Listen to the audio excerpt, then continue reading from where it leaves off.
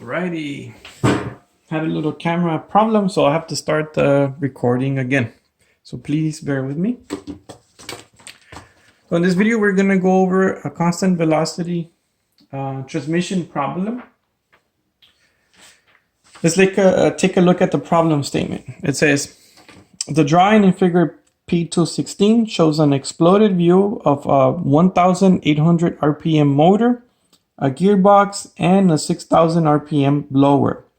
It says the gearbox weighs 20 pounds with a center of gravity midway between the two mountings.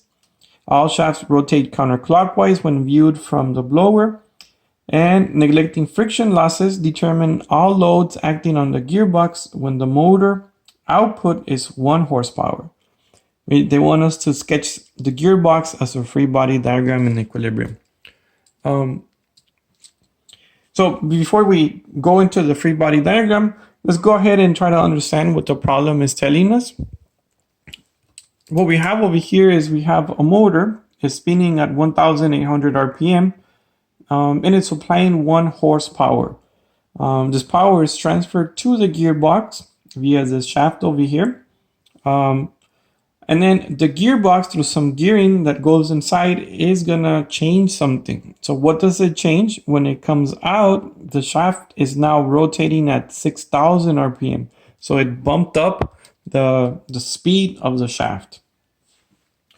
In case you're wondering, right, we have a motor. This is what is supplying the power to the gearbox. And then at the other end, we have a blower. This is gonna be the load, or whatever is going to be like extracting power from the gearbox. So this would be like applied, and this would be like a reaction. And that'll make a little bit more sense in a little bit. So following the methodology that the book wants us to do for these problems, we know, again, that the motor is 1,800 RPM, that the horsepower of the motor is 1 horsepower. We know the gearbox weighs 20 pounds and that the blower is spinning, here's N, at 6,000 RPM. What do we need to do? We need to figure out the loads at the gearbox, and for that we're going to need to do a free body diagram of the gearbox. So I already drew over here the outline. I went ahead and placed the weight of the gearbox, 20 pounds, right in the midpoint, so right in the middle of these two mountings, and it's pointing down because gravity points down.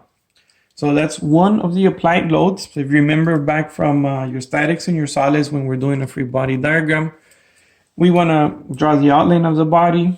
We want to include any applied loads. So of course, gravity is one. The next load is going to come from the motor, right? The motor being attached to this gearbox via the shaft is going to apply some loads.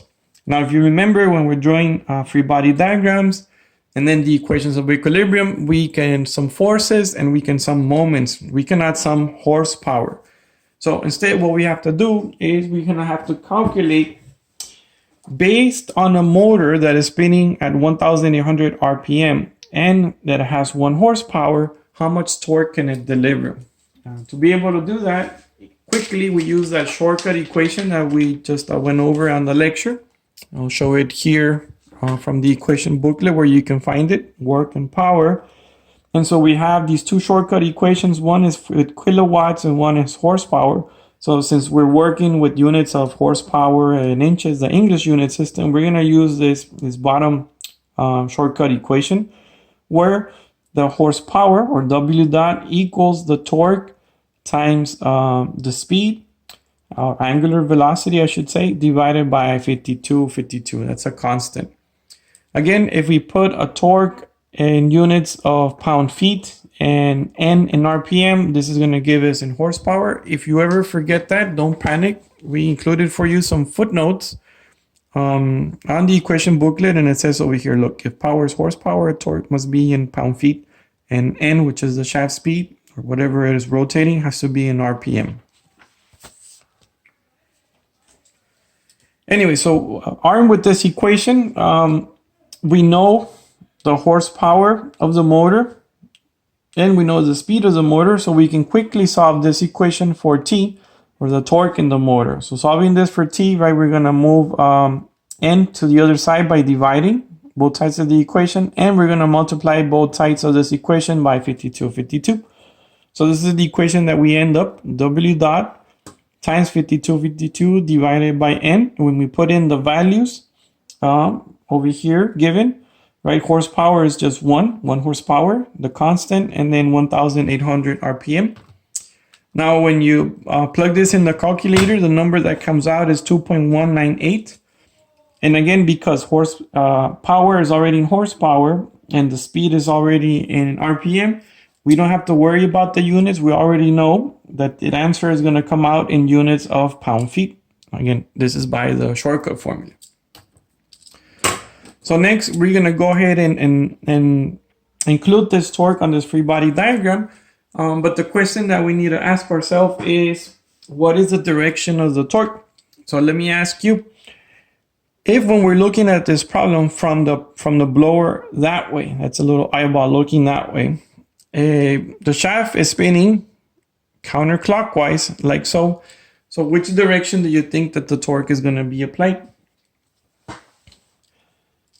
So if you guessed counterclockwise, you are right. This is the torque of the motor, and it has a value of 2.918. Why are you right? Because think of it, like take the perspective of the gearbox. You're receiving the power from the motor and it wants to spin it counterclockwise, right? So that's how it receives. So on the input side, very quickly you can determine, again, the direction of the torque, but just looking at the rotation of the shaft, and they're going to be in the same direction. So here's the torque from the motor, right? It's going to come over here. If we look at this free body diagram right now, it's not balanced, right? What else do we need? Well, there's the shaft. After some gearing through here, we have the output shaft, which goes to the blower, right? There's a load going to be on it, or basically a reaction. So we also need to calculate what is going to be the torque on that blower. So we're going to use the same equation, but now solve it in terms of the blower. So the torque of the blower is going to be the power of the blower times 52 divided by the speed of the blower. So now the question becomes, what is the power of the blower? We know the power of the motor is 1 horsepower.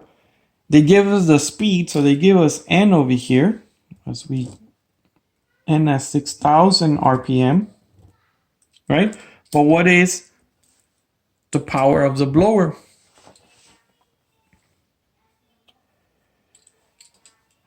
So where is that going to come from? Well, that's going to come from an assumption that we'll have to do. Like, notice this problem says we're neglecting friction losses. So when there's no friction, means there's no energy loss or no power loss. So whatever power comes into the gearbox is going to be transmitted from the gearbox to the blower. So again, because we're neglecting friction losses, maybe I should write here assumptions. So our first assumption is no friction. So therefore, I forgot the signal for therefore, no losses. Or in the case of the gearbox, power in equals power out, or power of the motor must be equal to the power of the blower. So the power of the blower equal to the power of the motor, which is just 1 horsepower, right? Our constant 52. So then if we put this on the calculator, 52 divided by 6,000, we get 0.875.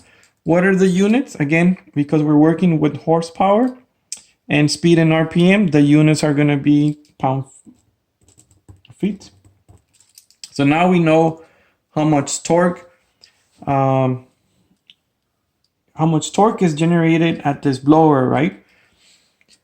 The next question on this type of problems is, once you figure out the how much or the magnitude, we need to figure out what's the direction.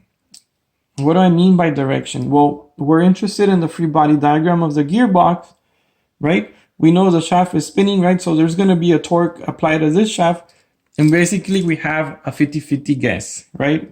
Either it goes counterclockwise for the same direction of the output of the shaft, or clockwise over here.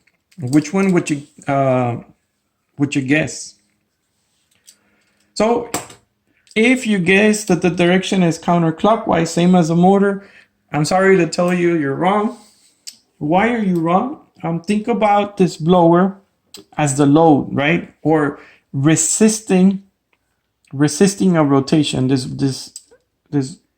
gearbox is trying to rotate the blower counterclockwise direction, but when this blower is blowing, right, the fan inside is generating some friction, so it's gonna act to resist that, like an equal and opposite, right? So what that means is on the output side, the torque is always opposite to the rotation of the shaft. So in this case, the output shaft is rotating counterclockwise, so that torque from the blower has to be clockwise. So this is torque from blower equal to 0.875 pound-feet. Again, this is output torque, always opposite to shaft rotation direction. What else we have? Well, this gearbox has to be mounted somewhere, has to be supported, and it's going to be supported at these mountings. And this book is not very good at explaining sometimes the problems. They don't even label this mounting, so I'm going to go ahead and label them myself. I'm going to call them A and B, right? So in here is going to be some bolts, okay, that is probably going to be holding this gearbox in place. So we need to represent these forces, right? They're going to be reaction forces, because all of this, two torques are being applied, the gravity is being applied. We need some reaction forces to keep it in place. I'm just going to assume them to be pointing up or positive, right? So we have A here and B. If I were to put like a coordinate axis, some coordinates over here, maybe I could call this X axis, this Y, and then anything that goes up Z, right? So if it makes you more comfortable, we can call this one AZ and BZ.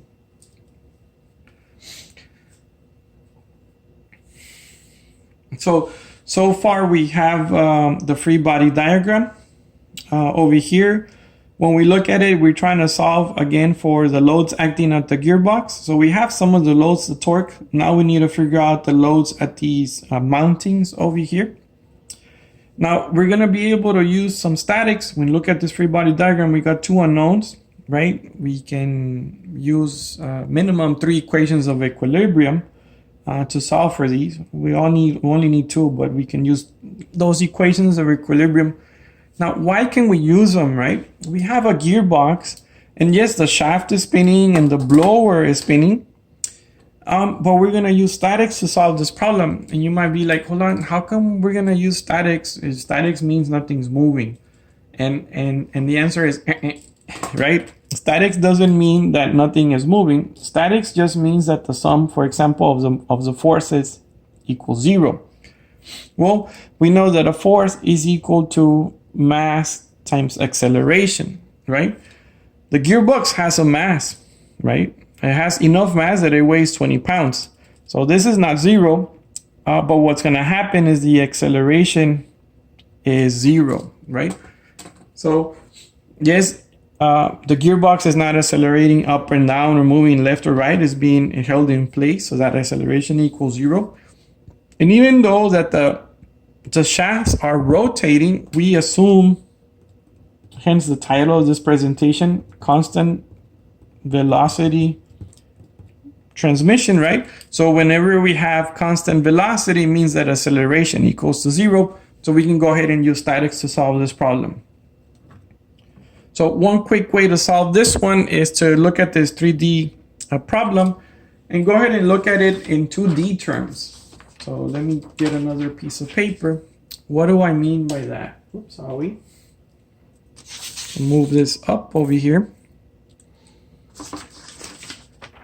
So if this above looks too complicated for you, let's draw it as a 2D, right? Because all we have is two forces going up. So I can look at this from the blower perspective that way and go from a 3D problem very easily to a 2D problem. So what would I have? Well, I would have this shaft, right? And then I have the body of this gearbox like so. It has some flanges, or maybe I'll exaggerate them over here so we can look at them. And so what do we have? Again, we have the weight of the gearbox, which is 20 pounds. What else do we have? We have the torque from the motor acting counterclockwise. So there's a torque here of 2.917. Remember, the units is pound-feet. We have the torque from the blower, which is going to be in a clockwise direction, right? So it's clockwise. So I'll put it over here at the bottom so we don't get it confused. Again, this is from the motor, and this T over here is going to be from the blower, and it's equal to 0.875 pound-feet. Next, we have our mountings. This is point A, and this is point B. We assume these forces to be up, right? So we have over here, we have a force AZ, and at B, we have a force BZ. So hopefully now you can look at this problem, right, and appreciate statics and tell me rather quickly that you can solve for the forces at the mountains AZ and BZ. How do we do that? Well, we sum forces, right? We got two unknowns, so we cannot sum forces in the Y. So instead, we're going to apply a moment equation, right? So the sum of the moments has to be equal to 0. Where do we sum moments? Hopefully, you remember from statics that we sum moments where we have the most number of unknowns. Here we got 2, so we can either sum moments at point A or at point B. Let's do it alphabetically. So let's go ahead and sum moments at point A. And we'll stick to the usual convention that counterclockwise is a positive moment. So we're starting here, we're summing for moments. First, I'm going to look at any forces that can cause a moment. So as I pan away from point A, the first force that I encounter is this 20-pound force. So 20 pounds. Next is the distance. Look at me. This is a battery body diagram. There's no geometry. So remember, the distance between A and B from the problem was 10 inches, right? So the moment arm of the 20-pound force 2.8 is going to be half of 10, or just 5. Now it's 5 inches, but remember, we're going to sum moments, and we already have some moments here in units of pound-feet. So either we convert everything to pound-inches, or I just convert this distance into feet. For myself, I think it's easier to convert this from inches to feet by just dividing by 12. So it's 5/12 of a foot. Again, why 5? Because the distance is 5 inches, so 5/12. And when I ask, then what is the direction, right? This is force, this is distance. What is the direction of that moment? If I'm pinned at point A and this force points down, it's going to generate a clockwise or a negative moment. Next is the force BZ. It's in the opposite direction, so it's going to generate a positive force. That guy's going to be a distance of 10/12 of a foot.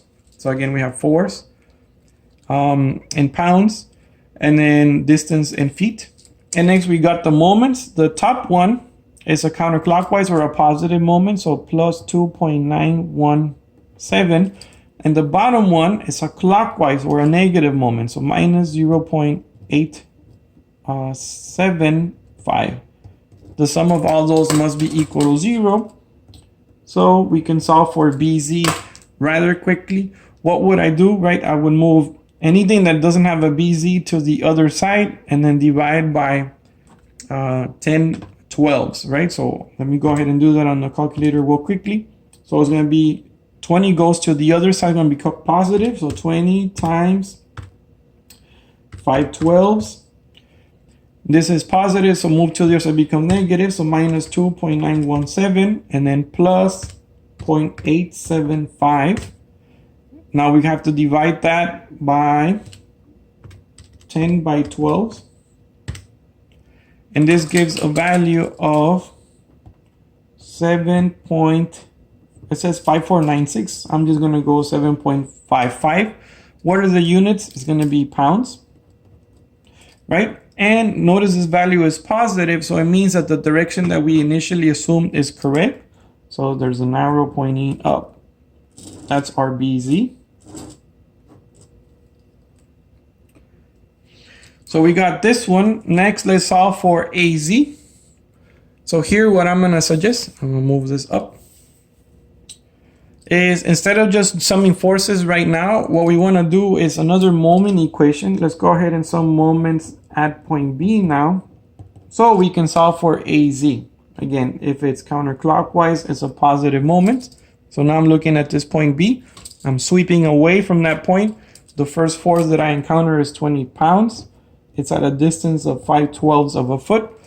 It's now going to generate a positive moment because counterclockwise. So that's a positive moment. AZ force is going to be counteracting that. So it's going to be a negative moment. So minus AZ. The distance is going to be 10/12 of a foot. And next we have our torques, right?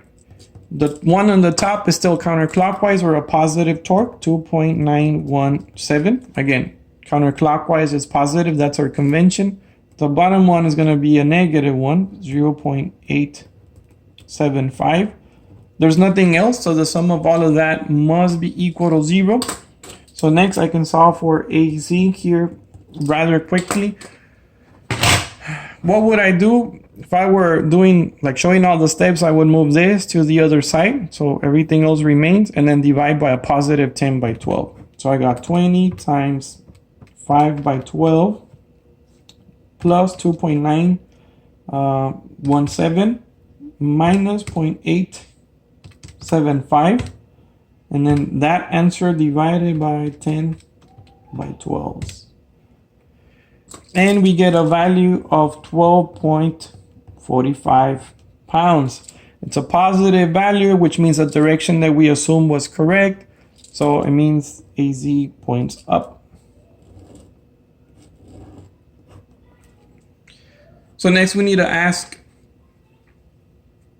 does this number make sense? Well, we can check it with some statics real quick. If we sum forces in the y direction, we can ask real quickly, does that equal to 0?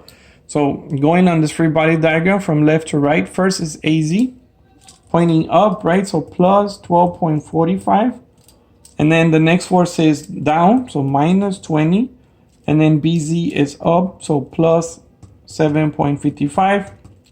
And we ask the question, does it equal to 0? And if we put it in the calculator, 12.45, 7.55, it does equal 0. So now we're confident that AZ and BC are these numbers over here. Let me pause for a second. Okay, so let's see if it makes some sense, right? Just do a sanity check. What we have over here is a gearbox. It weighs 20 pounds, so there's a force pushing down. And then we got two torques. The one on the top is the bigger one, so that one's going to win, and it's trying to rotate this counterclockwise. So hopefully it makes sense to you that out of the two forces, the AC has to be bigger, right? Because it's supporting some of the weight and some of the torque over here. It wants to twist this counterclockwise, so it has to be bigger than this other one over here. So first I want to review with you some of the important points that we learned from this problem. The first one is hopefully you start using these shortcut equations. They're going to make your life a lot easier. Having to worry about units is easier just to use the shortcut equation. Next, the importance of the assumptions, because we assume no friction, it means no power losses. So the power from the motor is going to go directly to the blower, and so we know the horsepower of the two. The next one is, again, from the shortcut equations, we figure out the torques that we're going to use in the free body diagrams. And the input torques always are in the same direction as the shaft rotation. The output torque is always opposite to the direction of the shaft rotation. So for example, if we had the same gearbox, that's a bad drawing. Here's the shaft, and here's the other one. And let's say, hint, hint, maybe on your homework, the gearbox is working in reverse. So what does it mean? So let me change the color real quickly. So if the input, and let's say this is still input, and now this is output, or to the blower, or to the load. If the input was counterclockwise, if the gearbox is operating in reverse, what does it mean? It means that the rotation of the output shaft is going to be opposite or clockwise.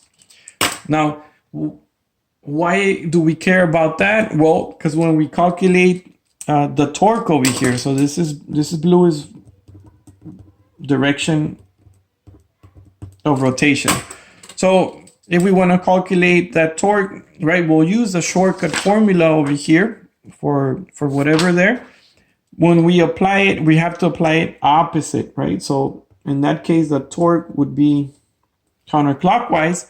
And look, the input torque, what direction does it have to be? Well, the input shaft is counterclockwise, so its torque is always aligned. So what would happen here when we draw the free body diagram for something like this? We would have the torque from the motor in this case, and then the torque from the blower, they all be in the same direction. So in this case, these two would add instead of subtracting, and they would change the values. So again, pay a lot of attention as to the direction of the shaft. On the input is going to give you the direction of the torque. They're always the same. On the output, the direction is always opposite. The direction of the torque is always opposite to the direction of rotation of the shaft. So keep that point in mind. The other important assumption that we did over here is they told us, look, no friction means no power losses. So what that meant for us is that the power of the blower equals the power of, I'm putting this back, the power of the motor equals the power of the blower, or 1 horsepower. So what could happen is maybe the problem statement says nothing about friction, and it tells you, look, the gearbox is 90% efficient. So what is that going to mean? It means that out of the power that it receives, it's going to supply 90%. So in this case, if the motor is supplying 1 horsepower, the horsepower on the blower would be 90% of 1, or just 0.9 horsepower. And that would be the number that you would use over here. Again, so the importance of the efficiency is always it's going to reduce the output power for you. So be mindful when you're reading the problem statement. If somewhere it says efficiency, right, the output power is going to be reduced. And be mindful of the speed of the rotation. And so I think that's all I have for this example. Hopefully you enjoyed it. If you have any questions, remember we got office hours on that Wednesday, 9 to 11.